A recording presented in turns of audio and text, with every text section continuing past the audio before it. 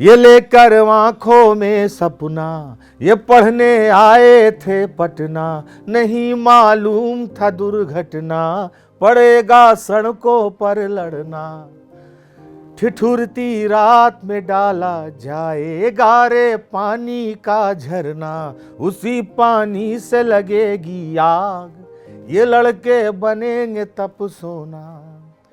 हुकूमत देखेगी अब राजपथ पर लोहे का गलना, कभी लाठी से देखा है नदी की धार का रुकना, कि सितमगर अपने गोले तोप यहीं पर छोड़ के जाएगा, विरासत जयप्रकाश की है, इन्हें कोई तोड़ ना पाएगा। हमारा समाज पढ़ने लिखने वाले लड़के या लड़कियों को टापू पर बैठा ऐसा साधक समझता है जो घर द्वार छोड़ दिया है, वहाँ साधना कर रहा है, कभी देवता उता प्रकट करेगा तो फिर हीरा बरसाएगा तो हम लोग लूटेंगे, बाकी नहीं तो बर्बाद हो जाएगा तो उधर ठेल देंगे, गिर जाए तो निकम्मा है, तैयारी करने गया है।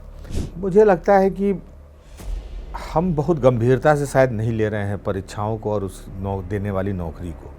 आप निर्वाचन आयोग जब निर्वाचन कराता है तो देखते हैं उसकी गंभीरता। व्यक्ति बूथ से कितना दूर खड़ा रहता है ये सोच के कमांडो खड़ा हुआ गोली ना चल जाए। परीक्षा प्रणाली को दुरुस्त करने के लिए शायद ये हमारी प्राथमिकता में है ही नहीं। गमछा को लेकर बवाल कट जाता है। हाँ, जिसने काटा तो फिर उसका कटा भी। हुआ क्या था एग्जैक्टली? यही बस मैं गमछा ऐसे उड़ के सीपी के एक प्रोग्राम से गया, उसने मुझे कहा कि इसको उतार के अंदर जाओ, बस यही बोला था। तो मैंने कहा इसको नहीं उतारूंगा, तो कहा नहीं, इसको बिना उतारे आपको नहीं जाने। पुस्तक मेला में लेखक का 8 दिन खड़े रह के अपने पाठकों से संवाद करना, गांव-गांव तक हिंदी को ले जाना, इसको कहते हैं नई वाली हिंदी। यही है नई वाली हिंदी, जिसका लेखक औदात्य का कंबल ओढ़ के अपने घर में सिगार पीता हुआ हिंदुस्तान की समस्याओं पर चर्चा नहीं कर रहा है और अपने पाठकों को बौना नहीं समझता है, उसको कहते हैं नई वाली हिंदी। अब इस पे दबाव कैसे बनता है गवर्नमेंट पर? जहाँ कहीं भी बिहारी रह रहा है वो सोशल मीडिया से ही अगर इन बच्चों के पक्ष में खड़ा हो जाता कि अमेरिका में बैठा हुआ बिहारी बोलता, मैं आज न्यूयॉर्क में जा रहा था, वाशिंगटन डीसी में मैं यात्रा करते हुए अपने ऑफिस जा रहा था, मैंने एक न्यूज़ सुना है कि गांधी मैदान में बिहार के लड़के, यूपीएससी के लड़के और लड़कियां आंदोलन कर रहे हैं, तो मैं नीतीश कुमार जी से रिक्वेस्ट करूंगा कि इनके समस्या को हल किया जाए। नमस्कार, मेरा नाम ब्रिज द्विवेदी है। आप देख रहे हैं दैनिक जागरण। डार्क हॉर्स लिखकर सुर्खियों में बने रहे नीलोत्पल मृणाल, जो देश के जाने माने लेखक और कवि हैं, आज हमारे साथ हैं। उनसे हम बात करेंगे बीपीएससी पर, यूपीएससी पर और हिंदी मीडियम पर बात करेंगे। इसके अलावा लेखक बनने के लिए क्या क्या चीज़ों की ज़रूरत है, किन चीज़ों पर वर्क करने की ज़रूरत है, उस पर भी बात करेंगे। सर, दैनिक जागरण में बहुत बहुत स्वागत है आपका। आप बिहार से आते हैं, बीपीएससी को लेकर जिस हिसाब से बिहार में प्रोटेस्ट हो रहा है आपने भी देखा, आप इसे किस तरह से देख रहे हैं? देखिए ब्रिज जी, बिहार में जो कुछ हो रहा है मैं उसको इस तरह से देख रहा हूँ कि वो केवल बिहार में नहीं हो रहा है। ये एक अजीब तरह का वक्त है और एक बहुत विडंबनापूर्ण परिस्थितियाँ हैं जहाँ पर मैं हर राज्यों में विद्यार्थियों को मतलब सड़कों पे लड़ना और आयोग की अपारदर्शिता के खिलाफ उनका आंदोलन अब उनकी पढ़ाई लिखाई और सिलेबस का हिस्सा बन गया है। इस पूरी परीक्षा की प्रक्रिया में लड़ाई भी एक बैरियर है जिसको लांघे बिना अब आप कोई एग्ज़ाम दे नहीं पा रहे हैं, है ना। ये बात हमने बिहार में देख रहा हूँ, उत्तर प्रदेश में देखा, राजस्थान में देखी, झारखंड में देखी, हर जगह आयोग के सामने आपको, मध्य प्रदेश में देखिए, अभी इंदौर में, हर जगह आयोग के सामने आपको विद्यार्थी बैठे मिलेंगे कि हमारी मांगे मान लो, परीक्षा की प्रणाली को पारदर्शी करो। ये बताता है कि सरकारी नौकरी देने की जो सर्वोच्च संस्थाएँ हैं वो किस कदर मतलब कि भ्रष्टाचार में और किस कदर से वहाँ पे अनियमितता बढ़ती जा रही है, ये दिखने वाली बात है। और बीपीएससी का एग्ज़ाम उसका ताज़ा नमूना है, क्योंकि पेपर लीक के मसले लगातार आते रहते हैं अलग अलग राज्यों में, चाहे बिहार हो, उत्तर प्रदेश हो। बिल्कुल, ये भी पेपर लीक का मुद्दा है। अभी जो ताज़ा तरीन मुद्दा है, विद्यार्थी कह रहे हैं कि पटना के बापू सभागार में जो एग्ज़ाम हुआ वहाँ पर जो विलम्ब से कई लोगों को कॉपी दी गई और वहीं पर पेपर लीक की चर्चा है। तो जो भी बातें उठ के आ रही हैं वो संदेहास्पद हैं और जिस भी परीक्षा प्रणाली में थोड़ी सी भी संदेह की अगर गुंजाइश हो तो उसमें तुरंत सुधार करने की ज़रूरत है, ना कि जिद करने की ज़रूरत है कि नहीं आप गलत कह रहे हैं और हम सही कह रहे हैं। यही कर रहा है प्रशासन। चूक कहाँ रही है? क्योंकि अगर एक बार गलती हो समझ में आता है, चाहे यूपीएससी की, ये बीपीएससी की बात करें या चाहे स्टेट सर्विस की बात करें, अपने दूसरे स्टेट की भी, यूपी की भी बात करें तो इस तरह के मामले लगातार आते रहे हैं। मुझे लगता है कि हम बहुत गंभीरता से शायद नहीं ले रहे हैं परीक्षाओं को और उस देने वाली नौकरी को। आप निर्वाचन आयोग जब निर्वाचन कराता है तो देखते हैं उसकी गंभीरता। व्यक्ति बूथ से कितना दूर खड़ा रहता है ये सोच के कमांडो खड़ा हुआ गोली ना चल जाए। एक सामान्य बनाया गया, टीएन सेशन आने के बाद चुनाव की प्रक्रिया में इतना सुधार किया गया और आज चुनाव कितना संवेदनशील होता है। आचार संहिता का पालन से लेके कैंडिडेट भी उसको फॉलो करने में लगा रहता है। नियम टूटते हैं तो उसके लिए सजा के भी प्रावधान है, लेकिन चुनाव को लेकर कितनी मुस्तैदी होती है। आप रात भर कोई भी कर्मचारी जो चुनाव में लगा है वो भाग नहीं सकता, बहाना नहीं बना सकता। थोड़ा सा भी लीकेज कहीं भी कुछ भी दिखता हो तो उसके प्रति पूरा प्रशासन संवेदनशील है, तुरंत निर्वाचन आयोग एक्शन लेता है, कोर्ट सजग रहता है, सब कोई लगा रहता है कि एक अच्छा लोकतंत्र तब स्थापित होगा जब अच्छे से इलेक्शन होगा। हम कर रहे हैं, उसमें भी कई खामियां निकल के आ रही हैं उसके प्रति भी, लेकिन एक अच्छा बहस चल रहा है देश में। कुछ लोग कहते हैं मशीन से होना चाहिए, कुछ कहते हैं बैलेट से होना चाहिए, तो एक बहस चल रही है। और कुछ लोग कहते हैं कि भाई एक साथ चुनाव होना चाहिए, कुछ लोग कहते हैं नहीं जैसे चल रहा है वैसे होना चाहिए। तो बहस है। परीक्षा प्रणाली को दुरुस्त करने के लिए शायद ये हमारी प्राथमिकता में है ही नहीं। आयोग कैसे चल रहा है, आयोग में कैसे लोग हैं, आयोग अपने मैकेनिज़्म को कैसे ठीक करता है, उसकी जो अथॉरिटी है वो किसके हाथ में है, क्या उसमें मुख्यमंत्री सीधे संज्ञान लेते हैं, क्या उसमें होम मिनिस्टर सीधे संज्ञान लेते हैं, क्या उसमें के जो प्रशासनिक अधिकारी हैं उनको इस बात का दबाव है कि परीक्षा को अच्छी तरह से निर्वाह करना है, क्या उनको इस डर से मुक्ति है कि परीक्षा में कुछ भी होगा कोई बात नहीं है, क्या सच में सीटें बेची जाती हैं इस तरह से जैसे बाज़ार में झींगा और नेनुआ बिकता है। इन पर हमारा समाज सजग ही नहीं है। हमारा समाज पढ़ने लिखने वाले लड़के या लड़कियों को टापू पर बैठा ऐसा साधक समझता है जो घर द्वार छोड़ दिया है, वहाँ साधना कर रहा है, कभी देवता उता प्रकट करेगा तो फिर हीरा बरसाएगा तो हम लोग लूटेंगे, बाकी नहीं तो बर्बाद हो जाएगा तो उधर ठेल देंगे, गिर जाए तो निकम्मा है, तैयारी करने गया है। इस तरह की स्थिति है। तो आपका समाज ही जब गंभीर नहीं है सरकारी नौकरी की परीक्षाओं की तैयारी के प्रति, तो आप कहाँ से किसी को मजबूर कर पाएंगे इन संस्थानों को कि वो गंभीरता से एग्ज़ाम कराए। तो मूल बात यह है कि हम बिल्कुल लापरवाह हैं, इन छात्रों के जीवन के प्रति बिल्कुल लापरवाह है।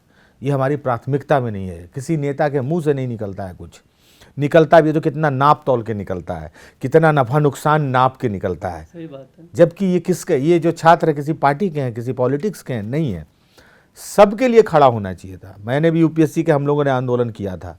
मैं जब अनशन पर बैठा था मुखर्जी नगर, तो वो तो खैर तब के छात्रों की अपनी ताकत थी, उनका अपना धैर्य था, उनका अनुशासन और उनकी नेतृत्व क्षमता थी कि मैं जिस अनशन पर बैठा था मुखर्जी नगर में, वहाँ तो 200 सांसद आए अपने भाषण देने और सरकार ने सुना भी और सरकार ने सुधार भी किया। यूपीएससी ऐसी संस्था से लड़े हम लोग ना, जिसको एब्सोल्यूट संस्था कहा जाता है, जिसके संप्रभुता पर कोई उंगली नहीं उठा सकता है और कहा जाता है कि तो फरीजे इज़्दी है, इस तो गलती कर ही नहीं सकता है, तो ईश्वर का प्रकाश है यूपीएससी। फिर भी हम लोग ने बताया कि इसके में कहाँ कहाँ अंधेरा है और सीसेट क्वालिफाइंग कराया, अटैम्प्ट बढ़वाया, तो लड़ाइयाँ लड़ी और यहाँ भी लड़ाई लड़नी तो चाहिए ही, लेकिन फिर भी मैं कहूँगा कि हमारा समाज भी लापरवाह है अपने छात्र छात्राओं के प्रति। क्योंकि डीएम थप्पड़ मार देते हैं, लाठी चार्ज होता है, एसपी दौड़ा के मार रही हैं। दिल्ली में इतना आंदोलन किए, लेकिन एक दो बार लाठी तो यहाँ भी चला था, लेकिन फिर भी यहाँ पुलिसकर्मी और जो प्रशासनिक पदाधिकारी उस समय थे, जो आईपीएस थे, जो आईएएस थे, वो बात तो करते थे छात्रों से कि हाँ मुद्दा गंभीर है और इसमें सुधार होना चाहिए। तो अब हम लगता है कि इस दौर में ये मानते ही नहीं कि वो छात्र कोई गंभीर प्रयोजन में लगे हुए हैं। आप उनको एक भीड़ के तौर पे देख रहे हैं। अरे गांधी मैदान में भीड़ नहीं बैठा हुआ है, वो गर्दनी बाग में, महेंद्रू में, बोरिंग रोड में भीड़ नहीं रहता है, वहाँ कल का भविष्य रहता है। वही लोग बनाएंगे बिहार जो वहाँ लड़ रहे हैं।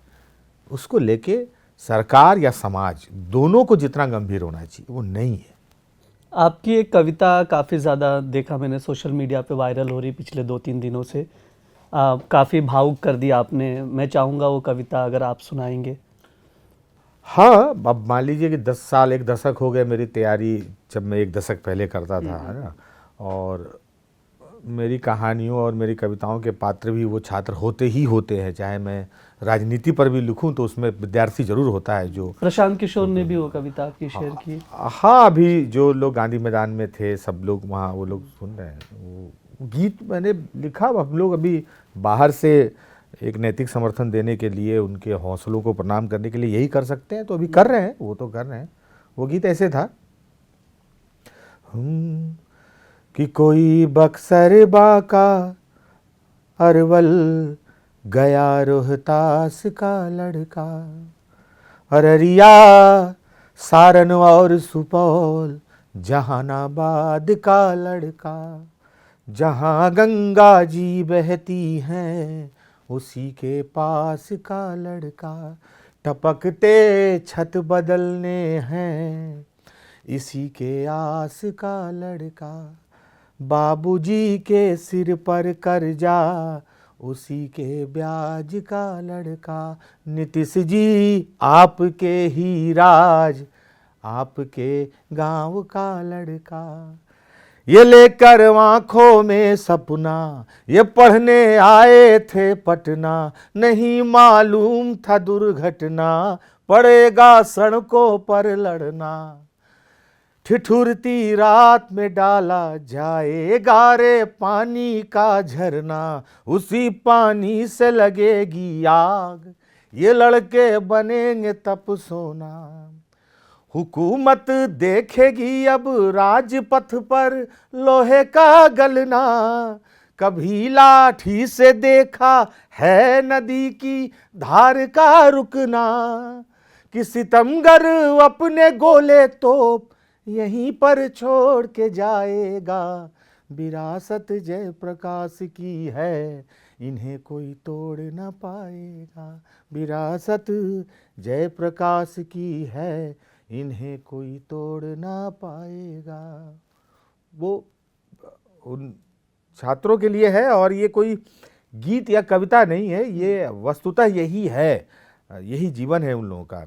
जो लोग वहाँ तो मुखर्जी नगर से भी छोटे कमरे हैं पटना में और इलाहाबाद में, जहाँ पर 6x8 के कमरे में, है ना, जैसे बुलेट के अंदर बारूद भरा रहता है 315 बोर की गोली में, उस तरह से वो बारूद की तरह भरे हुए लड़के और लड़कियां वहाँ रहते हैं।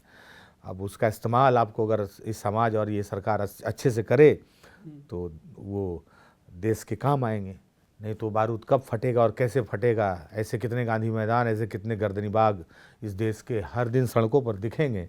इस बात को लेकर जितनी जल्दी जितना संवेदनशील सरकार हो जाए उतना बेहतर है, क्योंकि संघर्ष जिस हिसाब से आपने बयां किया तो काफ़ी कुछ है। हाँ, यही है कि बाबूजी के सिर कर्जा उसी के ब्याज का लड़का है ही वो है। जब इतने साल तैयारी करते हैं लोग, कई लोग हैं ऐसे भी मुझे स्टूडेंट्स दिखाई दिए मुखर्जी नगर में ही कि 10-10 12-12 साल करते हैं, उस बीच जब पेपर लीक का मसला आ जाए तो क्या बीतती होगी। अब वही सोचिए ना, पेपर लीक केवल पेपर लीक का मसला नहीं है, और क्या क्या दिक्कतें हैं थोड़ा मैं सा। वही मैं कह रहा हूँ कि केवल अगर हम कहते हैं कि पेपर लीक हुआ तो इसका क्या मतलब हुआ, इसका मतलब हुआ कि सीट बिक गया। इसका मतलब केवल ये नहीं होगा कि परीक्षा का कॉपी क्वेश्चन लेकर कोई आ रहा था, रास्ते में कोई रील बनाने के लिए पेपर छीन लिया और रील बना के वायरल कर दिया, अब परीक्षा फिर से होगा, इतना तामझाम फिर से लगाया जाएगा, लड़के को फिर से आना होगा सेंटर पर एग्जाम देने। ये इतनी की बात होती तो चल जाता। बात इसका ये है कि आपने सीट बेच दिया। पेपर लीक का मतलब होता है कि एग्ज़ाम देने वाले छात्रों को या छात्राओं को नौकरी नहीं मिलेगी, नौकरी उसको मिलेगी जहां से लीक करके पानी जिनके लिए बहाया गया है। यानी बरसात का पानी, बादल पर किसकी हुकूमत है जो बरसात का पानी काढ़ के किसके दरवाजे की तरफ काट के ले जा रहे हैं, ये बताता है पेपर लीक। इसीलिए ये ज्वालामुखी का लावा है जो गिरता है तैयारी करने वाले छात्र छात्राओं की पीठ पर, उनके बदन पर, और उनको भस्म कर दे रहा है। पेपर लीक इतना बड़ा, इतना संवेदनशील और इतना त्रासद सत्य है इस पूरी परीक्षा प्रणाली का। और आश्चर्य है कि हर राज्य में ऐसा हो रहा है और इस पर कोई लगाम नहीं है। परीक्षाएं भी देरी से हो रही, क्योंकि जब हम लोग इसको ट्रैक रिकॉर्ड देख रहे थे तो परीक्षाएं समय पर नहीं होती। इवन बिहार की बहुत सारी यूनिवर्सिटीज़ मुझे मिली जहां पर डिग्री तक 3 साल में कंप्लीट नहीं हो पा रही, 5-5 साल लग। हाँ बिल्कुल बिल्कुल, वो डिग्री तो है ही। कॉलेज की तो रफ्तार तूफान एक्सप्रेस ट्रेन की जैसी हमेशा से रही है इस देश में, संजीवी एक्सप्रेस की तरह। वजह क्या है समझ में नहीं आया मुझे। वजह क्या है, मैकेनिज्म आपका सुस्त है और आपकी प्राथमिकता में नहीं है। क्योंकि ये चीज़ें महाराष्ट्र में तो नहीं देखने मिलती मुझे। 5 साल में कोई डिग्री, 3 साल की डिग्री। आप अपने, वही मैं कह रहा हूँ कि आप अपने जगह पे, आप अपने शिक्षा और बच्चों के भविष्य के लिए आप गंभीर नहीं है। मेरे जैसे ही पॉडकास्ट में कई व्यक्ति भी आएगा मेरी जगह बैठ के, वो कहेगा कि सबको सरकारी नौकरी क्यों चाहिए। आपको भी लगेगा बात तो सही बोल रहा है, सबके पास सरकारी नौकरी है क्या, इतना नौकरी कहाँ से लाएगी सरकार। आप कहेंगे सही बात है। अरे भाई, तो इतना नौकरी कहाँ से लाएगी, तो ये बच्चे उतने नौकरी मांग कहाँ रहे हैं। एक ब्रिज द्विवेदी सामने तो बैठा है, कहाँ सरकार से आप नौकरी मांग रहे हैं, आप तो कर रहे हैं एक संस्थान में नौकरी। लेकिन जो बच्चे कमजोर पृष्ठभूमि के हैं, जिनकी कोई आर्थिक पृष्ठभूमि नहीं है, जिनको समाज में प्रतिष्ठा नहीं है कई कारणों से, आर्थिक कारणों से, सामाजिक कारणों से, उनके लिए अगर एक किताब उनके तकदीर को बदल दे सकता है, तो वहां पर हम पहला और प्राथमिक अटेम्प्ट क्यों नहीं लेगा वो बच्चा। और सरकार से नौकरी मांगना ये कल्याणकारी स्टेट, वेलफेयर स्टेट के खांचे में कहां से गलत है, असंवैधानिक चीज है। ये कोई अपनी ओर से कोई डिमांड है क्या कि हमको नौकरी दो। अरे वैकेंसी निकलता है भाई, सीट निकलता है, हम उसी को भरने की बात कर रहे हैं। मैंने तो नहीं सुना है कोई आंदोलन ऐसा हुआ कि सीट को 5 गुना करो तब एग्जाम में बैठेंगे, नहीं तो नहीं बैठेंगे। नहीं, ऐसा आंदोलन, ऐसा तो आंदोलन अभी नहीं हुआ है, होना भी चाहिए, होगा जब अच्छा, ऐसा सीटें होगा। काफी ज्यादा कम हो गई हैं। मतलब सीटें भी कम हो रही हैं, अब ये भी आएगा, लेकिन अभी तो बच्चे इसी में उलझे, पहले परीक्षा जो सीट का है उसी का तो हो जाए। तो इतने पद खाली हैं और उसको नहीं भरा जा रहा है, और कितना भरम फैलाया जा रहा है कि सारे बच्चों को नौकरी चाहिए। अरे नहीं चाहिए सारे बच्चों को भैया, वो लोअर मिडिल क्लास से नीचे के बच्चे हैं, जिनके बच्चे एंटरप्रेन्योर नहीं बोल सकते हैं, जिनके बच्चे को नहीं पता है स्टार्टअप क्या होता है। वो स्कूटर स्टार्टअप, मोटरसाइकिल स्टार्ट देखे हैं, ट्रैक्टर स्टार्ट देखे हैं, क्या है स्टार्टअप, उनको नौकरी चाहिए। वही बच्चे आज के दिन में रेलवे और गैंगमैन और सिपाही की दौड़ में जा रहे हैं। मैंने तो नहीं सुना है किसी जो है कि आईजी साहब का लड़का पटना में बैठ के रेलवे की तैयारी कर रहा है, कहाँ कर रहा है। तो कौन, कहाँ देश का सारा युवा नौकरी मांग रहा है। वो जितना, लेकिन लड़का फॉर्म भरने के जो दौड़ रहा है, जो आपकी व्यवस्था से मांग रहा है कि अच्छे एग्जाम करा दो, उसी को चेहरा बना के पूरे देश की नौकरी पर सवाल कर दीजिएगा कि नौकरी कहाँ से देंगे। सबको नौकरी चाहिए, सबको नहीं चाहिए और सब नहीं मांग रहा है। जिसको आपने कुछ नहीं दिया है वही नौकरी के रेस में है। इसलिए नौकरी की लेने की प्रक्रिया को पारदर्शी कर दीजिए, उसको ठीक कर दीजिए। क्या यही प्रक्रिया की ही दिक्कत है, बहुत से बच्चे तैयारी करते करते सुसाइड तक की नौबत आ जाती है? आएगी ना, बिहार में वो लड़का एक हो गया, सोनू या क्या नाम था, किया। अब आप सोचिए, ऐसा हम लोग सोच भी सकते थे? ये कोई मुद्दा बना देश में? इस देश में एक लड़के ने अपने एक संस्थान के खिलाफ एक चिट्ठी लिखा कि मुझे यहाँ जातिगत प्रताड़ना होती है, और फिर उसने सुसाइड कर लिया। देश को लगा कि इसमें मसाला है पॉलिटिक्स का, गजब का मसाला है। तो उस लड़के के फोटो ने भारतीय राजनीति के लिए ईंधन का काम किया। सब ने अपने अपने लोढ़ी पार्टी पर उस मसाला को पीसा, अपना अपना फिर उसमें मसाला ऐड ऑन किया और अपने अपने हिसाब से अपना अपना राजनीति पकाया। मैं उस छात्र का नाम नहीं ले रहा हूँ, नहीं तो फिर मुझे भी एक मसाला ढूंढने का दोषी माना जाएगा। लेकिन ये, और सबने उसको एक मुद्दा बनाया। विश्वविद्यालय बंद हुए, विश्वविद्यालय में राजनीति हुई, आंदोलन हुए, सड़क पर मोमबत्तियाँ जली। वो बच्चा बीपीएससी की तैयारी करने वाला, उस व्यवस्था से तंग आके उसने आत्महत्या कर लिया। मैं भी उसका नाम देखिए कंफर्म नहीं हूँ, जबकि मैं तो इस पर 10 दिन से सोच रहा हूँ, क्योंकि हमारे लिए एक जान जो इस व्यवस्था के बलि चढ़ गई कोई मायने नहीं रख रही है। हम गंभीर ही नहीं है, इसलिए मैं कह रहा हूँ। कहाँ मीडिया की सनसनी पहुंची, उसको मुआवजा देने तक की कहाँ बात उठी।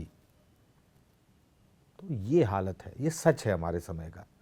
हम युवा, 12 जनवरी आ रहा है, उस दिन स्वामी विवेकानंद का जयंती मनाइए और इंस्टाग्राम पे पोस्ट लिखिए, उठो जागो दौड़ो जब तक कि मंजिल न मिल जाए। कई कार्यक्रम होंगे, युवा खेल मंत्रालय उस दिन जागृत होगा।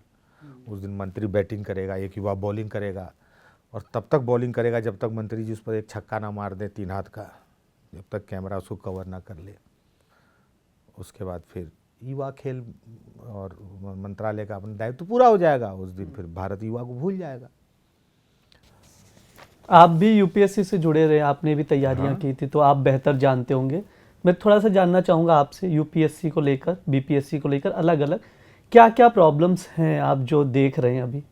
ये प्रॉब्लम्स यही है, परीक्षा प्रणाली की प्रॉब्लम्स है। यूपीएससी में प्रॉब्लम्स परीक्षा प्रणाली को जो लेके उतनी वो नहीं है, उसका एक कैलेंडर है और वो समय पर एग्ज़ाम हो जाते हैं। उसमें जो प्रॉब्लम्स थे कि हम लोगों ने सीसेट के खिलाफ आंदोलन किया, उसको क्वालिफाइंग कराया। अब आप ये तो किसी संस्थान से नहीं कर सकते ना कि प्रश्न को ऐसा बनाइए जैसा हम चाहते हैं, वो तो हम लोग नहीं कर सकते ना। तो यूपीएससी के पास ऐसा कुछ प्रॉब्लम नहीं है जिसको लेके आप सड़कों पर आए अभी, ऐसा कुछ भी नहीं है। हाँ, अंग्रेजी बनाम हिंदी मानसिकता की लड़ाई है। ये तो चीज मैं आपसे ज्यादा हाँ ये मैं हर- जानना चाहूंगा आपसे, क्योंकि लगातार हिंदी मीडियम के रिजल्ट्स गिर रहे हैं और ये सवाल अक्सर पूछा जा रहा है कि हिंदी मीडियम वाले बच्चे कम क्वालिफाई कैसे कर रहे हैं, मतलब क्या वजह है? हिंदी मीडियम का कोचिंग अगर जमीन के अंदर चले जाए धंस के, तो रिजल्ट ऊपर आ जाएगा उभर के। हिंदी मीडियम के साथ त्रासदी ये है कि इसका कोचिंग शिखर पे है और बच्चे शून्य में है। कोई क्वालिटी पढ़ाई की नहीं है। पिछले 15-20 साल के ही नोट्स रन कर रहे हैं, घूम रहे हैं। शिक्षकों को तमाशाई बना दिया गया है कि स्क्रीन पर जाओ और डांस करो, जमुरागिरी करो, मदारीगिरी करो, रील वायरल करो, व्यू आने चाहिए। क्योंकि ये जो बैठा हुआ छात्र है ऑनलाइन जो पढ़ रहा है, सब्सक्राइबर है, इसने बेल बटन दबाया है, घंटी दबाया है, ये कमेंट करता है, मैडम आज आप अच्छी दिख रही हैं। टीचर चूँकि पुरुष है तो वो अच्छा दिख के तो कुछ कर नहीं सकता है, तो तमाशा करता है। कोई जुल्फी बढ़ा लेता है, कोई जीप पर मोमबत्ती जला के आता है, कोई गला में नाग सांप लटका के आता है। ये आज का दिन में शिक्षक, अभी मैंने देखा एक शिक्षक रावण बन के पढ़ा रहा था, उसने ड्रेस पहना हुआ था और वो इतिहास पढ़ा रहा था। तो तलवार लेके, और एक हाथ में तलवार लिया, एक हाथ में चौक लेके कुछ लिख रहा है। ये हिंदी मीडियम है और आप कहते हैं कि इससे रिजल्ट निकालिए। इसके लिए यूपीएससी में एक अंग्रेजी मानसिकता आज़ादी के समय से ही रही है, ठीक है, कि वो अंग्रेजी दान संस्थान है, लेकिन उसकी अंग्रेजियत को चुनौती दी हिंदी माध्यम के लड़कों ने 2010 तक, 2014 तक। ये कौन से बच्चे थे जो उसकी अंग्रेजियत को चुनौती देते थे और टॉप 100 में अपनी जगह बनाते थे, सारे अंग्रेजी के वर्चस्व के बावजूद। और अब तो देश में हिंदी के लिए माहौल है। अब तो हमारे प्रधानमंत्री अंतर्राष्ट्रीय मंच पे हिंदी बोलते हैं। तभी तो हम एक वाजपेयी जी का उदाहरण निकालते थे कि फलना ईस्वी में, फलना समय में जब नेहरू जी ने भेजा था वाजपेयी जी को प्रतिनिधित्व करने, तो उन्होंने हिंदी में ही उन्होंने भाषण दिया था। फिर सुषमा स्वराज जी ने दिया। ये हम लोग एक इवेंट याद रखते थे। आज तो हमारे प्रधानमंत्री हर मंच पर हिंदी में बोलते हैं। मतलब मेरा कहना है कि हिंदी के लिए एक सकारात्मक माहौल है इस मुल्क में, लेकिन हिंदी से यूपीएससी का रिजल्ट पता करिए, शून्य के बराबर है। कोचिंग जरूर हिंदी का आज शीर्ष पे है, वो अंग्रेजी के किसी भी बड़े संस्थानों से कॉरपोरेट में टक्कर ले सकता है, क्योंकि रील देखने वाले की संख्या हिंदी में ज़्यादा है। रील से रिलेटेड एक आपकी पोएम भी काफ़ी ज़्यादा मतलब वायरल हुई थी, और रील वाले लड़के। हाँ, वो है, लेकिन अगर मैं इस बीच में अगर ये सुना दूंगा तो मैं उस जिस बीमारी की मैं बात कर रहा हूँ, मैं असल में उसी बीमारी का शिकार फिर अभी तत्काल हो जाऊंगा। मैं वही कह रहा था कि रील आधारित पढ़ाई है हिंदी मीडियम की। पक्षपात का आरोप लगता है। पक्षपात का आरोप आप इतना लगा सकते हैं।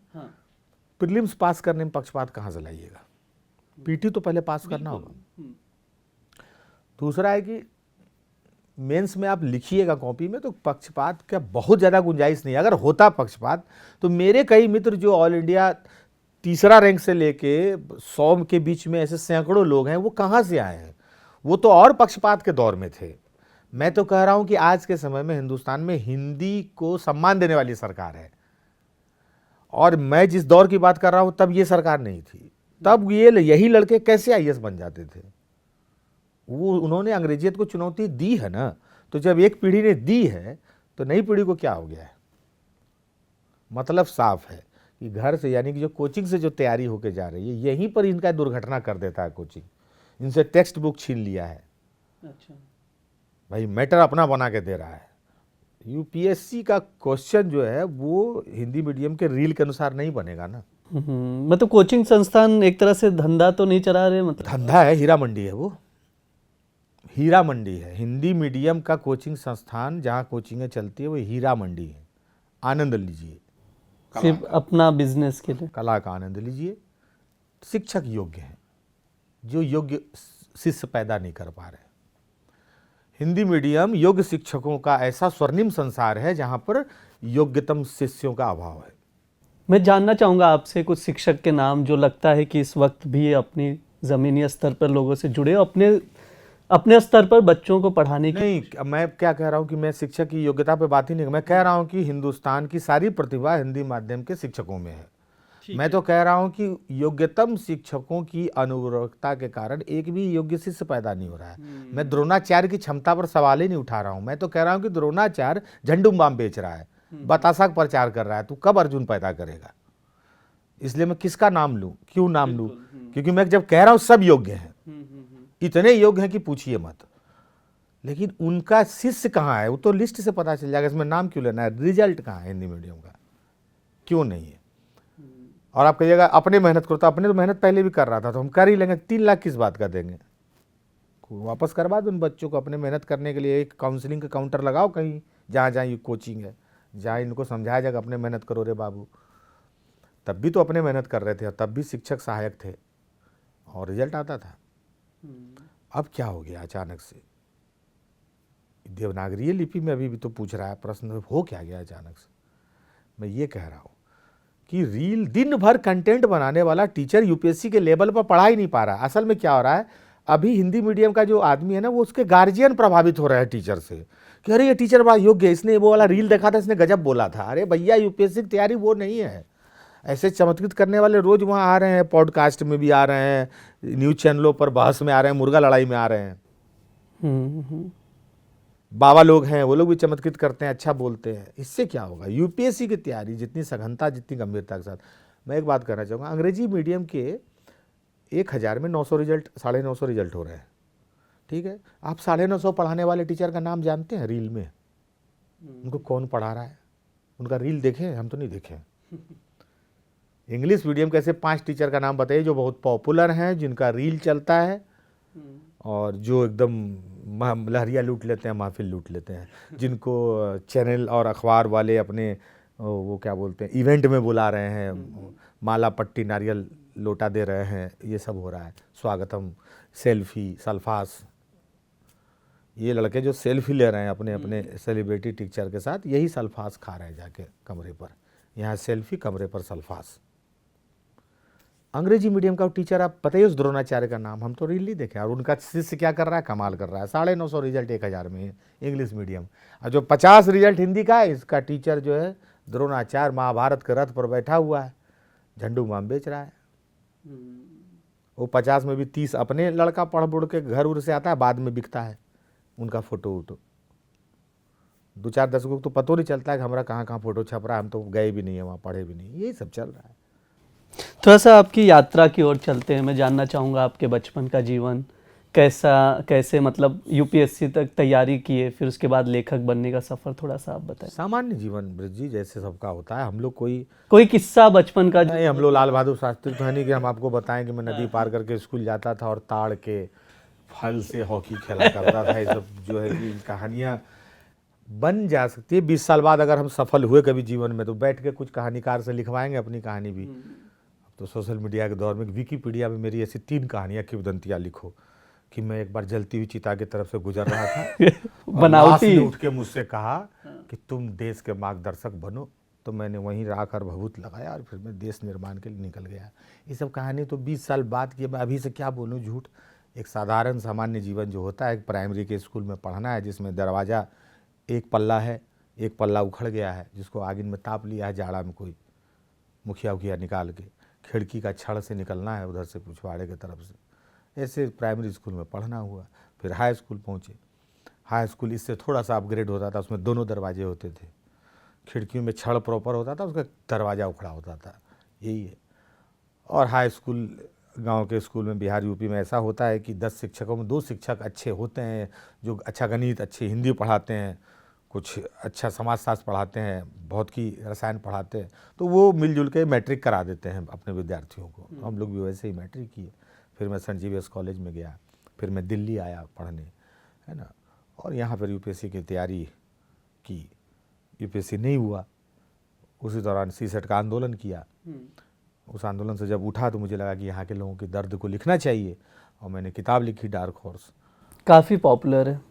मुझे नहीं लगता राजेंद्र नगर, मुखर्जी नगर में मतलब बहुत ज़्यादा पढ़ी गई उस वक्त। पॉपुलर नहीं, इस वक्त पॉपुलर वो इस सेंस में, वो किताब 10 लाख से ज़्यादा बिक चुकी है। मुझे नहीं लगता कि हिंदी में कोई एक किताब किसी जीवित लेखक की अभी इस रफ्तार में इस रफ्तार से बिकी है। मेरे पाँव से लेके ऊपर तक का जो ये गमछा तक जो मफलर है, ये किताबों की रॉयल्टी से आता है। ये बात मैं संदर्भ से अलग बोल रहा हूँ। मैं इसलिए बोल रहा हूँ, शायद आप इस प्रश्न तक ना पहुँच पाएँ कि हिंदी में लिख के जीवन चल सकता है कि नहीं। डार्क हॉर्स ने वो हौसला दिया मुझे कि तुम लेखक के तौर पे ज़िंदगी को चलाओ।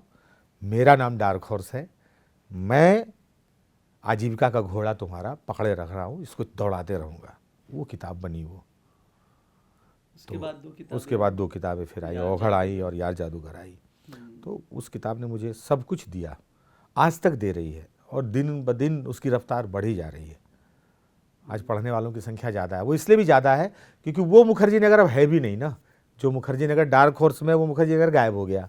मैं चाहूंगा थोड़ा सा उस किताब, जैसे मैं तो पढ़ लिया हूँ, मैं चाहूंगा मेरे दर्शक भी जाने। नहीं, मैं वही कह रहा हूँ कि जो मुखर्जी नगर में तैयारी का जो दौर था, जिस दौर में वैसे विद्यार्थी खड़ा होकर बात करते थे जो हाथ में रसकुट और बिस्कुट लिए हुए चार्ट और क्या बोलते हैं लीबिया के भूख सूचकांक पर बात करते हुए, है ना, चाय पीते थे और कमरे पे आके गाजा पट्टी के बारे में चिंतित हो जाते थे और इजराइल और जो है कि फ़लस्तीन के झगड़े पर किचन में कद्दू बनाते हुए बात करते थे, वो छात्र गायब हो गए मुखर्जी नगर से। और वो शिक्षक बदल गए, जिनके साथ ऐसे शिक्षक होते थे जो सड़क पे सिगरेट पीते हुए भी छात्र को देखा कि सिगरेट पी रहे हैं और छात्रों को देखा तो सिगरेट बुझाया और बुलाया, बोला क्या तुम्हारा तो इंटरव्यू है ना शायद 4 दिन के बाद, जी सर ये ऐसे ऐसे, और वहाँ से इंटरव्यू की तैयारी शुरू होगी। सड़कों पर चलते हुए पढ़ाने वाले टीचर भी खो गए। तो वो दुनिया बताती है डार्क हॉर्स। ऐसे शिक्षक, ऐसे छात्र, ऐसे दोस्त, है ना, वो दुनिया। और यार जादूगर अघोड़ में क्या? अवघड़ तो भारतीय ग्रामीण पृष्ठभूमि पर लिखा गया उपन्यास, 21वीं सदी का गांव, उसके हर एस्पेक्ट पर लिखी गई वो किताब है। यार जादूगर में जीवन मृत्यु की जटिलताएं हैं, जिसमें मैंने कन्विंस करने की कोशिश की है कि मृत्यु से डरना बेकार है। मतलब वो तो सब जानते हैं कि मृत्यु आनी है और क्या उसको टाला नहीं जा सकता, लेकिन मैंने कोशिश की है कि उसमें मैं कह पाऊँ कि मृत्यु कितना अनिवार्य है।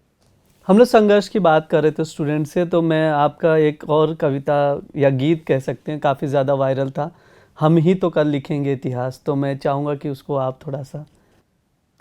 हाँ, वो तो गीत है। कविता वो 2 पंक्ति इस तरह से है। तेरी मेरी सब की बात लिखेंगे, हम ही तो कल इतिहास लिखेंगे। ओ अरे सूरज के रथ हम चढ़ेंगे जरूर, हाथ जो उठाएंगे तो चंदा नहीं दूर, अरे चंदा नहीं दूर। सूखे बादलों पर बरसात लिखेंगे, हम ही तो कल इतिहास लिखेंगे। लंबा गीत है, तो विद्यार्थियों के बीच में जाना होता है, रहना होता है, इन्हीं के बीच से निकल के आए हैं, तो उनके लिए गाता हूँ, सुनाता हूँ। बहुत सारे गीत लिखे हैं आप, काफ़ी ज़्यादा, मतलब स्टूडेंट। वो तो दुकान है मेरा, तो हर बयान में इसमें दालमोट रखा है, इसमें गुटखा रखा है, इधर बोतल में पेट्रोल भी बेच रहे हैं, गुमटी में, सब।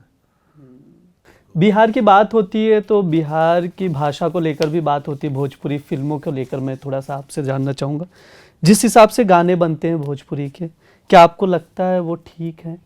नहीं, जिस हिसाब से भोजपुरी के गाने हिट होते हैं, ये बोलिए, गाने बहुत अच्छे अच्छे। बिल्कुल, हाँ, मतलब जिस हिसाब से हिट होते हैं, भोजपुरी भाषा में कोई दिक्कत नहीं है, बहुत मीठी। और क्योंकि मैं एक जन का जिक्र करूंगा, शैलेंद्र द्विवेदी हैं, वो भोजपुरी का आईटी सेल करके कुछ बनाए हैं, तो उन्होंने जो पुराने गाने हैं मतलब उसको रिक्रिएट किया काफी अच्छे ढंग से। वही मैं कह रहा हूँ, मतलब पूरे फैमिली बैठ के देख सके। हाँ बिल्कुल। लेकिन मुझे समझ नहीं पाता फिर दूसरे लोग इस तरह के कैसे बनाए। नहीं, भोजपुरी भाषा का आसरा लेके लखेरों ने अपनी एक नई दुनिया बनाई, आवारा लखेरों ने, और इन लखेरों ने ही नेतृत्व स्वयं में ले लिया और लगने लगा दुनिया को कि भोजपुरी इनका है, यही भोजपुरी का ब्रांड एम्बेसडर है, और उसने छवि खराब की। क्योंकि जो भोजपुरी भाषी आईएएस है, जो भोजपुरी भाषी हीरो है, जो भोजपुरी भाषी क्रिकेटर है, जो भोजपुरी भाषी बड़ा व्यवसायी है, वो अपनी भाषा को लेके उतना मुखर नहीं है। कभी कभी कपिल शर्मा के शो में किसी भोजपुरी के पृष्ठभूमि से आए गए हीरो से कपिल शर्मा बात करते हुए कहता है थोड़ा सा भोजपुरी में बोल दीजिए, तो बोलता है तो सब उछलते हैं सोफा पर हाँ। और हंसते हैं। आपने सोचा सुना है कभी कभी थोड़ा बांग्ला बोल दीजिए तो 2 लाइन हमें झोल खाबो, ये बोलने के बाद कोई कूदने लगे, उछलने लगे। आप उसको एक नॉर्मल लाइज भाषा के तौर पे लेते हैं, उसके प्रति आपको भाषा जैसा सम्मान है। लेकिन भोजपुरी को लखेरों ने लखेरे आगे ले गए, तो इन्होंने खुद उसको बना लिया, यही ब्रांड एम्बेसडर बन गए। तो अब भोजपुरी छेड़ने की भाषा बन गई दुनिया के नज़र में, भोजपुरी भौड़ी भाषा बन गई दुनिया की नज़र में, क्योंकि यही उसके ध्वजवाहक हो गए, यही लखेरे। अगर भोजपुरी भाषा के सफल लोगों ने अपने से आगे अपनी भाषा को रखा होता तो भोजपुरी भी मानी जाती कि वो भाषा का ताकत दुनिया देखती। ये बात कई बार बिहारी को उस वे टोन में बोला जाता है, अपमान करने के लिहाज से भी देखा गया है। वो तो वक्त बीत गया, अब क्या बिहारी का अपमान कोई क्या अपमान नहीं, मतलब उस तरह का टोन रहा है, कई बार चीजें देखने को मिली, इसलिए मैं सोचा नहीं, अब क्या करेगा, कौन करता है। करता है तो ऐसा नहीं है, करता है तो अब जबरदस्ती करता है, अब अपमान क्या कर लेगा। अब हम ही बैठ के बात कर रहे हैं, हमको अगर कोई दूसरी भाषा का व्यक्ति देखेगा और मेरी हिंदी में अगर खोट निकालेगा कि बिहारी ऐसे बोलता है, तो भाई गुजराती जो हिंदी बोलता है उसका गुजराती एक्सेंट है उसकी हिंदी में, बंगाली के हिंदी में बंगाली एक्सेंट है। वो साउथ इंडियन वाले जब हिंदी बोलते हैं तो उनके पास उनकी भाषा का है। तो बिहार और उत्तर प्रदेश से भी जो व्यक्ति आएगा उसकी हिंदी में उसकी भाषा का, तो उसकी मातृभाषा का तो प्रभाव दिखेगा ही। ये पूरे हिंदुस्तान में दिखता है। जो लोग हिंदी के, लेकिन हाँ ये है कि जो हिंदी पट्टी के ही लोग हैं उनमें से कुछ उद्भट विद्वान बैठे हुए हैं जिनका काम है सिगरेट और बीड़ी पीना और यही खोजना कि शुद्ध हिंदी कैसे बोला जाता है। वो चंद्र बिंदु बिंदु शंकर भगवान का चंद्र बिंदु उतार लेते हैं, चांद उतार के लगा देते हैं साहित्य में। उनकी अपनी समस्या है। तो ऐसे विघ्न संतोषी, ऐसे कंटक कुंठक लोग हर वक्त में हर समाज में कहीं ना कहीं बैठे होते हैं जो अपना काम करते हैं। उस नकारात्मक ऊर्जा से बचने की ज़रूरत है। बाकी हमें भाषा के तौर पे कौन हमें डिमोलाइज कर सकता है, कोई नहीं कर सकता। खान पान हमारा इतना रिच है, अब तो लिट्टी 7 स्टार होटल के मेन्यू में रहता है, बिल्कुल है ना। वो भाई अनरसा और ठेकुआ आप कुकीज़ बोल के खा रहे हैं, है ना।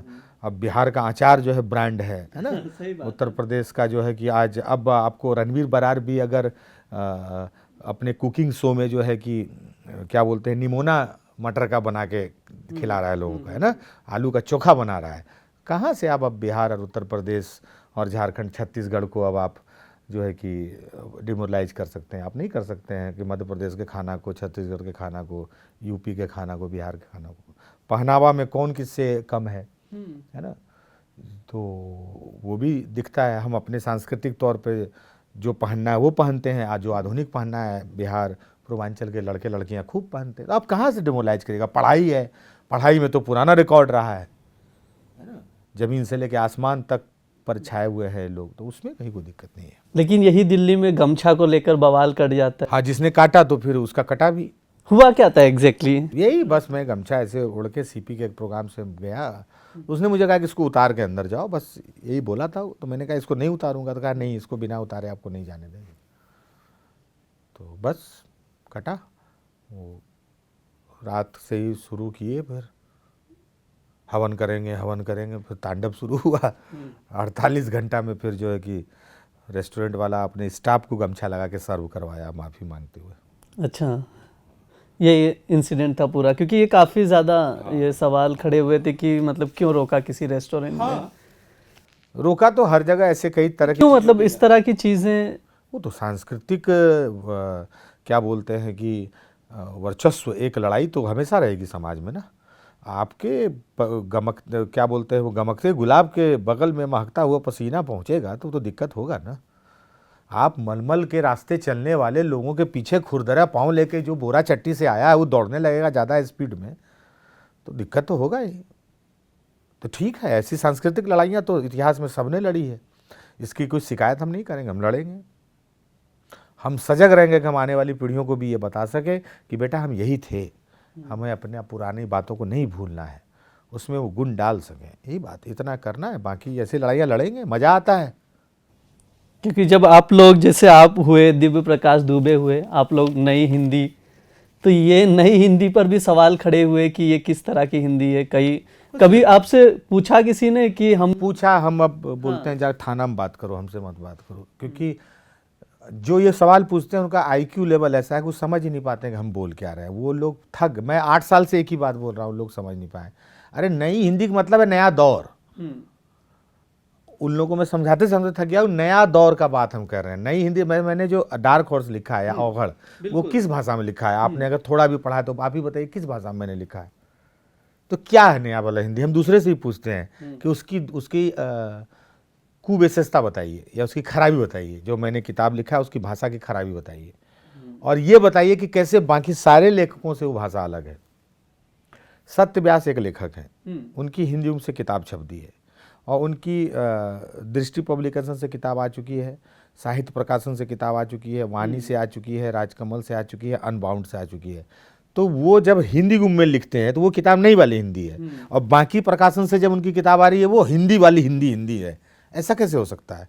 अगर कल मैं दूसरे प्रकाशन से मेरी अगली किताब आ जाए तो मेरी हिंदी बदल जाएगी, मैं दूसरी वाली हिंदी हो जाऊंगा? कौन सा ये सब? हमने कहा नई वाली हिंदी मतलब हम नए लोग। अब किसी को ये बोलने में भी दिक्कत है तो वो अपनी उनकी दिक्कत है, इसमें हमारी क्या दिक्कत है?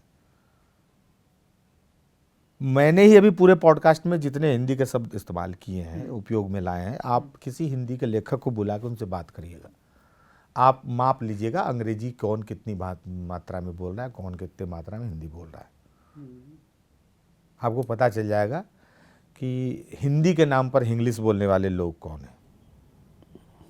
ये बात है। नई वाले हिंदी मतलब नया दौर, नए तरह से कवर, यानी सुंदर कवर, इंटरनेट पर किताब का प्रचार प्रसार, किताब की पहुंच को आसान बनाना इंटरनेट के द्वारा, ऑनलाइन मार्केटिंग के द्वारा, किताब के विषयों पर बात करना कॉलेजेस में जाके, मंचों पर जाके, पुस्तक मेला में लेखक का 8 दिन खड़े रह के अपने पाठकों से संवाद करना, गांव-गांव तक हिंदी को ले जाना, इसको कहते हैं नई वाली हिंदी।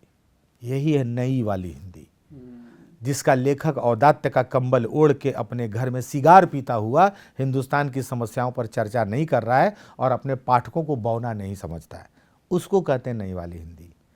जो ठसक जिसके लेखन में है, दिमाग में नहीं, उसको कहते हैं नई वाली हिंदी।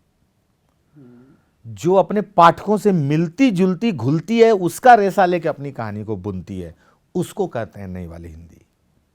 नई वाली हिंदी व्याकरण का मसला नहीं है, उसका दूर दूर तक व्याकरण से नहीं लेना है, इसका कहानी के शिल्प से लेना नहीं है, संवेदना से लेना है, कितना जुड़ा हुआ लेखन है। ऐसा नहीं है कि दिल्ली में हम प्रोफेसर हैं और इंटरनेट पर सरसों खेत देखते हैं और प्रेम की कविताएं लिखते हैं, कल्पना करके कि इसमें अंजलि और राहुल दौड़ रहा है, शाहरुख खान और काजोल। यही है पुरानी हिंदी, इसको मैं पुरानी हिंदी बोलता हूँ।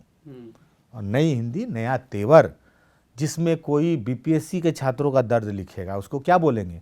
नई वाली हिंदी।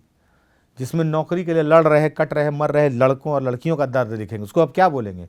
नई वाली हिंदी। जिसमें आपके जैसे जो लोग युवा जो पत्रकारिता में हैं और कल बहुत बड़ा एक मुकाम हासिल करने का वो देखते हैं, जो WTT के ऑफिस के नीचे ऐसे सर उठा के देखते हैं और सोचते हैं कि एक दिन ये हमारा हो, अगर ये सपना हम लिखेंगे तो उसको क्या बोलते हैं? नई वाली हिंदी। इसको नई वाली हिंदी कहते हैं। आज मैंने शायद बहुत बेहतर ढंग से कह दिया। अगर आप इस टुकड़े को भी दुनिया को दिखा दीजिए तो कम से कम ये सवाल खत्म हो कि नई वाली हिंदी किसे कहते हैं। बिल्कुल। वैसे लेखक वाली बात चल रही है तो कई बार ये सवाल भी पूछते हैं जो लेखक बनना भी चाहते हैं या उस वो बढ़ चुके हैं, लिखते हैं, हिंदी में लिखें या ना लिखें, क्योंकि हिंदी में पैसे कम हैं, अंग्रेज़ी में ज़्यादा है, कई तरह की चीज़ें हैं। थोड़ा सा मैं आपसे ही जानना चाहूँगा कि इसको, अब हिंदी में दुनिया बदल गई है। अभी हम लोग जिस प्लेटफॉर्म पर बैठे हैं, देखिए हिंदी का प्लेटफॉर्म है, बिल्कुल है ना। और मैं इस प्लेटफॉर्म पर बैठ के ये मैं जान रहा हूँ कि दुनिया तक बात पहुँचेगी। तो हिंदी में अब फिल्म लिख के, हिंदी में अब ऑडियो लिख के, तो एक दुनिया बदल गई है। खूब पैसे हैं यहाँ पे, लेकिन अच्छा लिखना तो हमेशा, वो तो अंग्रेजी में आप लिखें चाहे आप हिंदी में, ऐसा थोड़ी है कि हिंदी अंग्रेजी में केवल उतने ही लेखक हैं क्या जितने हमको दिख रहे हैं। खूब लोग लिख रहे हैं, खूब लोगों की किताबें छप रही हैं, लेकिन नई चर्चा में है, कंटेंट चर्चा में रहेगा। तो कंटेंट अच्छा आपको हिंदी में लिखिएगा तो हिंदी में लोग पढ़ेंगे। आज दिव्य प्रकाश दुबे एक ऐसे लेखक हैं जो केवल लिख के आजीविका चला रहे हैं। मैं एक ऐसा लेखक हूँ जो केवल लिख के आजीविका चला रहे हैं। दिव्य प्रकाश दुबे तो फिल्मों में लिख भी रहे हैं, मैं तो फिल्मों में भी नहीं लिख रहा हूँ। तो आप सोचिए कि किताब पर कितना भरोसा होगा। मुझे अपने पाठकों की दुनिया पर कितना भरोसा है कि मैं तो अभी फिल्मों की तरफ भी नहीं गया हूँ और मैं कह रहा हूँ मेरी आजीविका किताब से चलती है। अब आप सोचिए किताब की बिक्री क्या रही या रहती है हिंदी की। मतलब भाषा को लेकर दिक्कतें नहीं है? भाषा को लेकर तो कोई दिक्कत ही नहीं है। कहाँ से कोई दिक्कत होगी? मेरे दौर का कौन सा व्यक्ति गजब एक अलग तरह की भाषा लिख रहा है, हमको तो नहीं पता है। मैं तो कई युवाओं की हिंदी उसमें मतलब हिंदी के शब्द ढूंढना मुश्किल हो जाता है। तो भाषा को लेकर कोई प्रॉब्लम कहीं कुछ भी नहीं है। अरे सरल लिखना बहुत कठिन काम है। गोदान लिखना बहुत कठिन है भाई। गोदान की भाषा क्या है? तो मैला आंचल को, ये दिल्ली में बैठे जो विद्वान थे ना, मैला आंचल को गवार कहते थे कि गवारों की भाषा है। फिर उन्होंने आंचलिकता का उस पर लेवल लगाया कि एक अंचल की कहानी है और अंचल के पात्र हैं और अंचल की बोली है। ये कालजयी नहीं है, ये वाइड नहीं है, इसका कैनवास बड़ा नहीं है, इसका वितान संकुचित है, महान साहित्य के इसमें गुण नहीं है। ये सब बोला रेणु के बारे में इन लोगों ने। रेणु ने काली झटा हटा, बादल की घटा जुल्फ झटकाया और आज जो है कि मैला आंचल हर सफेद मेज पर रखा हुआ है। अमर कृति है। गए वो सब आलोचना करने वाले, नदी का किनारा पकड़ के रेत में मिल गए और रेणु की लेखनी की धारा बह रही है, कोई नहीं रोक सकता। प्रेमचंद जब अर्थी पर जा रहे थे तो खैनी लगा के 80 घाट के किनारे लोग कहा कि मरल हो, कहे को मास्टर रहे बहुत लिखत पढ़त रहे। 4 आदमी कंधा पर, 2 आदमी आगे, 2 आदमी हड़िया लेके पीछे पीछे। आज प्रेमचंद अमरत्व को प्राप्त हैं। सब आलोचक लग गए किनारे जिनको भाषा के औदात्य पर ज्ञान देना था। आज प्रेमचंद की जो सरलतम भाषा है वही प्रेमचंद को अमरत्व प्रदान करती है। तो लेखन में संवेदना, विचार, भावना, विचारों की गहनता कितनी है, भावना का आवेग कितना है और संवेदना का स्तर कितना ऊंचा है, ये देखा जाता है। संवेदना का ताप कैसा है। भाषा का कोई पैरामीटर नहीं है। ऐसा कोई पैरामीटर नहीं है। भाषा अपने काल, अपने युगबोध के अनुसार हमेशा से घिसती मांझती आई है। भाषा एक ऐसा लोहा है जिसको जितना धार करेंगे, जितना घिसेगी उतना चमकेगी। हर युग में भाषा परिमार्जित होती गई है। भाषा विरासत का वो किसी राजा रजवाड़ा के खजाने में निकला हुआ स्वर सोना का सिक्का थोड़ी है कि ज़्यादा घिसेंगे तो फिर ख़त्म हो जाएगा। भाषा जितना घिसेगी अपने समय में उतनी चमकीली होगी। भाषा के साथ क्या दिक्कत है? और हिंदी की ताकत सोचिए भाई, इसने हर बोलियों को अपने गोद में ले लिया और मीठी से मीठी होती गई। हिंदी में भारत की सारी बोलियों का समावेश है और हिंदी अखड़ता नहीं है कि ये हिंदी नहीं है। हम कहेंगे जतरा बन गया, उनका जतरा बन गया। जतरा विशुद्ध देशज शब्द है, पूर्वांचल में इस्तेमाल किया था। यात्रा को जतरा कहते हैं। जतरा शब्द हालांकि बांग्ला से आया है। अब आप सोचिए बंगाल से चला, घिस के पहले भोजपुरी, अवधी और इसमें आया और मैंने उसको हिंदी में इस्तेमाल किया, जतरा बन गया। दही चीनी खा के जतरा बन गया। और जतरा बनना को हिंदू मुसलमान सब इस्तेमाल करता है बिहार और बांग्ला में। जतरा एक नाट्य शैली है जो दशहरा के मौके पर किया जाता है बंगाल में। तो आप सोचिए, तो आपको भारतीय संस्कृति के बहुलतावादी संस्कृति का अगर आपको आनंद लेना है और बहुलतावादी संस्कृति की पहचान को कायम रखना है या उस संस्कृति का रसास्वादन करना है और उसको जानना है, इस देश की मुल्क की आत्मा को जानना है, तो आपको बहुभाषाई, अगर आप बहुभाषा जानते नहीं हैं लेकिन बहुभाषा के प्रति सम्मान का भावना तो रखना ही होगा, तभी आप उन संस्कृतियों से परिचित हो पाएंगे। ये देश ऐसा है जहाँ गंगा के किनारे की संस्कृति अलग है, यमुना के किनारे की संस्कृति अलग है और दोनों घाट के लोगों ने एक दूसरे का पानी पिया है एक दूसरे को देते हुए। वहाँ हिंदी के अंदर इतने खांचे बना दिए जा रहे हैं कि तुम्हारी हिंदी हमारी हिंदी। हमने कहा युग की हिंदी, नई वाले युग की हिंदी, नई हिंदी, इसमें लोगों को अखड़ रहा है। कितने शान से कहते हैं हम पुराने वाले हैं। ये पहली बार किसी पुरातन पर इतना गर्व देखते करते हुए। ऐसे रूढ़िये का विरोध करता है ये लोग कि रूढ़ी को तोड़ना चाहिए, बंधनों को तोड़ना है पुरातन चीज़ें छूटनी चाहिए, और हिंदी में वो कहता है पुरातन हिंदी ही सर्वश्रेष्ठ हिंदी। कैसे होगा भाई? अब आप कंप्यूटर के लिए संगणक लिखते हैं क्या कहीं?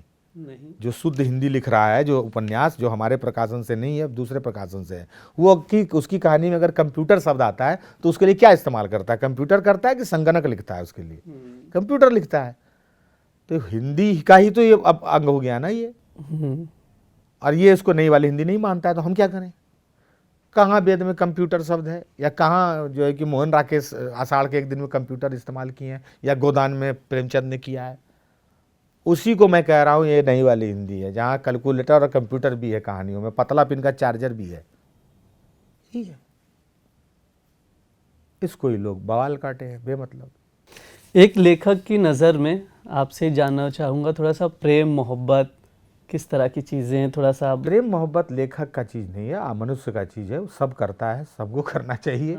उसके लिए आप लेखक हो ये जरूरी नहीं है, और प्रेम करके कुछ लिखें ये भी जरूरी नहीं है ना? ये सब नहीं है कि दिल टूटेगा तब दिल आप जो टूटे, इसीलिए मैंने पूछा। सब सब सब सब एकदम बेकार की बातें हैं। अच्छा, ऐसा कुछ नहीं, दिल का ये सब काम ही नहीं है। दिल बहुत साइंटिफिक चीज़ है, उसका काम रचना रचवाना नहीं है, ये दिमाग से रची जाती है। तो एकदम तो प्रेम कीजिए, इसके लिए लेखक का चक्कर बना पड़े। रील के चक्कर में? रील वगैरह तो आपके युग का आविष्कार है। आप बचपन से एक ऊपर निबंध लिखते आए हुए होंगे, विज्ञान वरदान या अभिशाप, है ना? वही है। तो जब आपको वरदान के तौर पे लेना है रील को तो लीजिए, नहीं तो अभिशाप बनने के लिए तो तैयार ही है। तो आप जिसका अगर दुरुपयोग कीजिएगा तो नुकसान है। रील वाले लड़के, रील बनाने वाले लड़के तो थोड़ा ये बताइए, थोड़ा सुना दीजिए। रील बनाने वाले लड़के हम मतलब वो चुटीला गीत है। चुटीला गीत, उसका एक पंक्ति ऐसे है, वही कि मैं ये उस गीत में कह रहा हूँ कि नए बच्चे पुराना आनंद नहीं ले पाए हैं। अच्छा, बस यही मैं कहना चाह रहा हूँ इस गीत में। जैसे मैं भी अपने पुराने पीढ़ी का आनंद नहीं ले पाया हूँ। जब एक पैसा में लोग कहते हैं कि एक शेर वो मिल जाता था, गुड़ और चक्की, मुझे नहीं पता था ना, तो वो आनंद मैं नहीं ले पाया। अब ये जो नए बच्चे हैं हमारे टाइम का आनंद ले पाए, इसी को मैं उसने गीत में मैंने कहा कि स्कूल की दीवारों पर जा दिल बनाने वाले लड़के। अब ये बच्चे हैं नहीं, है ना? स्कूल के दीवार पर पेंटिंग खुद ही करवाती है सरकार, बढ़िया बढ़िया गमला, फोटो, महापुरुषों का फोटो। कहाँ आप दिल बनाइएगा वहाँ? पहले तो कितना, अब बस से उतर के स्कूल में जाना है, दीवार कहाँ देख पाता है लड़का? हमारे टाइम में तो बोरा चट्टी लेके जाना है तो दिखेगा यूकेलिप्टस का पेड़, तो खोद के बनावेंगे दिल। अब स्कूल में है कहाँ खड़ा वो? तो स्कूल की दीवारों पर जा दिल बनाने वाले लड़के, चलती तीर को हंस के अपने दिल पर खाने वाले लड़के, उड़ती तीर भी खुद पर लेके लड़ भिड़ जाने वाले लड़के, पर दिल टूटे तो बिस्तर पर ही झील बनाने वाले लड़के, उस दौर का जादू क्या जाने ये रील बनाने वाले लड़के। तो ये क्या जानेंगे, वो हर पीढ़ी के साथ है, ये पुराना मज़ा नहीं मिलता है नए लोगों को। नए लोगों का अपना तरीका है आनंद उठाने का, तो यही है। वैसे बिहार की बात कर रहे थे हम, थोड़ा सा वापस चलेंगे बिहार पे ही। जिस हिसाब से पलायन होता है वहाँ पर, और चीज़ें, नौकरी वाला मसला तो है ही, और बहुत सारी कमियां हैं, ये सब कैसे ख़त्म होंगी? चीज़ें कब सुधरेंगी? सब राजनीतिक दृढ़ इच्छा शक्ति, इसके अलावा कुछ भी कर लीजिए सब बेकामी चीज़ है। छठ में, दशहरा में, होली में गांव जाके चंदा चिट्ठा दे के पंडाल बनवा के क्रिकेट टूर्नामेंट करवा के धर्मशाला में 51,000 रुपया दे के और कहे कि ज़रा सा चचा ये वाला बल्ब बदलवा लीजिए, हम ही दे देते हैं पैसा। कई बार आते हैं हम भी होली दिवाली में, तो अच्छा नहीं लगता है कि यहाँ लाइट नहीं है पोल पे। ये सब टोला मोहल्ला का जो समाज सेवा, इससे बिहार नहीं बदलेगा, कोई समाज नहीं बदला है। राजनीतिक दृढ़ इच्छा शक्ति को दृढ़ता के साथ परिवर्तन लाना होगा। और पलायन का जो मसला है, पलायन तभी रुकेगा वहाँ जब वहीं फैक्ट्री होगा, वहीं जो है कि इंफ्रास्ट्रक्चर डेवलप होगा और वहीं पर नौकरी मिलेगा। यही तो मैं कह रहा हूँ। प्राइवेटे नौकरी दीजिएगा अपने राज्य में, कहाँ दीजिएगा? कहाँ जाके खटे मरे?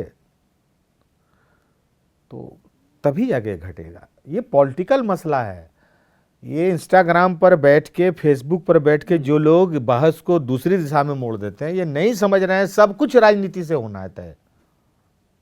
पॉलिटिक्स का मुद्दा है ये मनुष्य के नैतिक हो जाने का मसला नहीं है।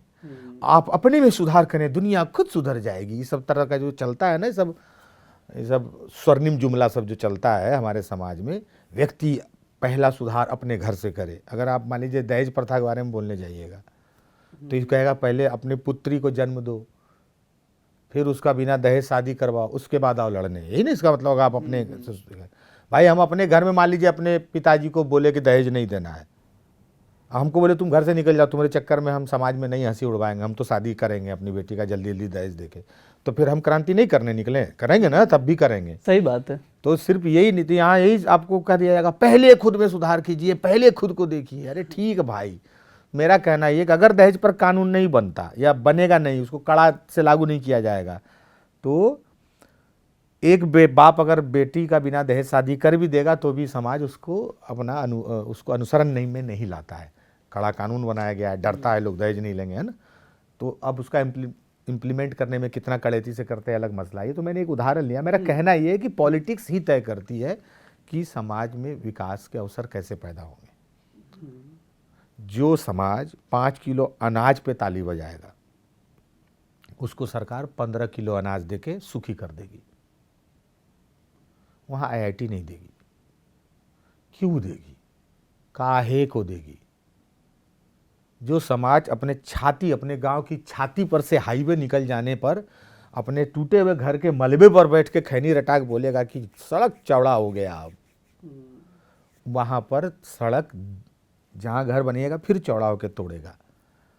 तो विकास जहाँ सड़क, बिजली और वो जो भी मैंने शुरू में कहा ना, सड़क, बिजली और 5 किलो अनाज पर को अगर विकास मानिएगा, वहाँ पर सरकारें और आपके लिए कुछ नहीं लाएंगी। वो वहाँ ले जाएंगी जहाँ लोग उससे कह रहे हैं कि हम इससे आगे निकल चुके हैं, हमको और IIT चाहिए दो, हमको एम्स चाहिए दो, हमको फैक्ट्री चाहिए दो। हमारा बिहार ये मांगने के लिए ही तैयार नहीं है। यहाँ रोडे चौड़ीकरण विकास है, 20,000 पेड़ काट दो, गांव गांव उजाड़ दो, विकास हो रहा है। अरे जख बाबा का एगो पीपल का पेड़ रहता है तो मजबूरी में रोड पर वो पीपल का पेड़ बीच में खड़ा रहता है, बगल से रोड से लेके जाता है कई जगह रोड, कई जगहों पर आप देखिएगा, है ना। यहाँ गांव के गांव उजाड़े जाए, क्योंकि हमको पता है कि हाईवे ही हमारा विकास है। तो जब विकास हाईवे के रास्ते आएगा तो गांव वहाँ पर पगडंडी गायब हो जाएगी और गांव के विकास का पांव टूटा हुआ रहेगा। वो लंगड़ाता हुआ उसी हाईवे पर आएगा और ऐसे ट्रक को हाथ देगा, रुकिए रुकिए, कहाँ जाना है? गांव तो उजड़ गया, शहर जा रहा है कमाने। अब फिर एम्स के आगे वही सूतेगा चदरा ओढ़ के, जिसको जाके आप कवर करिएगा। वही गांव है बिहार वहीं सोया हुआ है अभी, तो क्या करिएगा? तो राजनीति चाहती है कि नहीं, राजनीति से सवाल करिए और उसका कॉलर पकड़ के पूछिए कि कोई और कारण नहीं है कि आपका राज्य पिछड़ा है। अभी तक ऐसा कोई पॉलिटिकल स्पार्क आया ही नहीं है बिहार की राजनीति में जो बिहार को खड़ा करने का सपना देखे। नीतीश जी जब आए थे तो एक काम किए, लॉ एंड ऑर्डर पर काम किए, तो वो दिखा भी बिहार में पिछले 15 साल में। अब पटना के सड़कों पर हमारी बहनें 11-12 बजे भी तारामंडल में जाके आइसक्रीम खाती, गुपचुप खाती हैं। ये बदला है। लेकिन मैं आपको क्या कह रहा हूँ कि बिहारी अब थोड़ा सुखी हुआ है, बिहार नहीं हुआ है। अभी जाड़े के छुट्टी में, मकर संक्रांति में जो लोग अभी यहाँ से जॉब गुड़गांव नोएडा से जाएंगे, मुंबई बेंगलोर से जाएंगे, वो तारामंडल में गुपचुप खाएंगे, बोलेंगे वाह, यहाँ भी देख रहा हूँ कि अरमानी का टी-शर्ट यहाँ भी मिलने लगा, बिहार काफ़ी आगे बढ़ गया है। इस तरह की जो बातें वो लोग करते हैं, तब तक में डिफेंडर आके खड़ा हो जाता है, अरे यार पटना में भी डिफेंडर दिखने लगा। इस टाइप का विकास इसको लोग, ये बिहारियों का विकास जो बिहार छोड़ के निकल गए। बिहार कहाँ कब आगे बढ़ेगा, ये सवाल। बिहारी बढ़ रहा है, बिल्कुल बिहार को बढ़ाना है। बिहार का मतलब जिनके पास 2 ही पाँव है, जिनके पास अवसर के पाँव नहीं है, जिनके पास 2 ही हाथ है, जिनके पास साधनों के हाथ नहीं है, वो कब बढ़ेगा? वो तब बढ़ेगा जब फैक्ट्रियां चल के बिहार आएंगी, जब स्कूल चल के बिहार आएगा राष्ट्रीय स्तर का, जब एम्स जैसे अस्पताल, एम्स जैसी सुविधा के साथ आएंगे। एम्स खाली बोर्ड पर नाम लिख के, हम अपने छाती पर लिख लें पंडित जवाहरलाल नेहरू, तो हम भारत का पहला प्रधानमंत्री थोड़ी हो जाएंगे, या हम लिख लें अभी पंडित अटल बिहारी वाजपेयी, तुम थोड़ी हो जाएंगे। तो ये बात, तो बिहार को वहाँ से बदलना होगा, और ये सारे साधन, ये क्षमताएं सरकार के पास होती हैं। सरकार से ही सब कुछ मांगना और करना होगा। रास्ता कैसे है सब कोई जानता है।